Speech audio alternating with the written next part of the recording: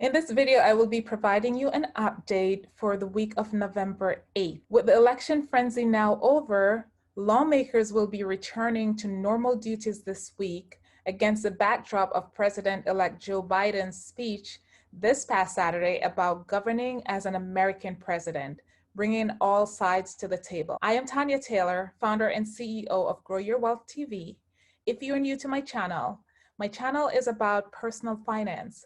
So repairing your credit, demolishing debt, investing so that you can retire worry-free. Please like this video as it helps with the algorithm so others like you can continue to see my videos. Now let's start talking about what's happening with the stimulus. Both Nancy Pelosi and Mitch McConnell spoke about the stimulus package, and I just wanted to update you on what's going on now that the election is behind us. If you've been following this discussion, you know that for the past few months, both sides have been trying to reach an agreement on the stimulus package, and while some points may seem to be really close, they were never able to reach an agreement before the election. The Republicans are most comfortable with a price tag of $1.8 trillion, while the Democrats passed a bill in the House of Representatives for $2.2 trillion. So there obviously is that $0.4 trillion gap. Now, Mitch McConnell, on the other hand, he prefers a more narrow bill. However, the $500 billion bill that he tried to get passed in the Senate was never able to get much traction. So what happened? Earlier this week, the economic data was published, which showed better than expected data, with unemployment falling 6.9%. Now that's a positive. But what that did was it gave Senate Majority Leader Mitch McConnell the opportunity to restate his point that targeted aid is what is needed, and that this positive data reduces the need for a larger stimulus package. He was quoted as saying, "I think this reinforces the argument that I've been making for the past few months, that something smaller, rather than throwing another $3 trillion at this issue, is more appropriate." One of the bright spots, however, was his reversal of his pre-election stance, where he had initially said that they will address this at the beginning of next year. At this point now, he has agreed that with the election behind us, both sides need to reconvene to work on a bill. He also made the note that he may not necessarily be the majority leader in January. It was made because if you are following the election closely, you know that there are a number of seats which are undecided in the Senate race. So while Democrats are able to reclaim the House, the Senate still has some elections open. For example, in Georgia, it looks like 2 seats are headed for a runoff. The Senate returns to work on Monday to wrap up the terms prior to the new members being sworn in on January 3rd. So during this time, which is known as the lame duck sessions, they will have the opportunity to discuss the stimulus in more detail. Now, McConnell's statement about the stimulus is in direct contrast to Nancy Pelosi's, who calls for re-engagement in discussion around the stimulus.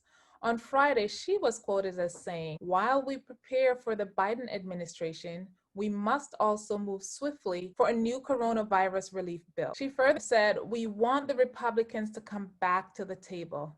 The imperative to act could not be greater." A big part of her push on the bill was also related to COVID-19, and now with record increases, she really wants action to be taken around that. Nancy Pelosi was also clear that the narrow bill has no appeal here. Before the negotiations fell apart, both sides seemed to have reached an agreement on the COVID portion of the bill. However, they could not agree on the aid to the states and local government, the liability protection for businesses, as well as the enhanced unemployment packages. So we obviously have been down this road many times.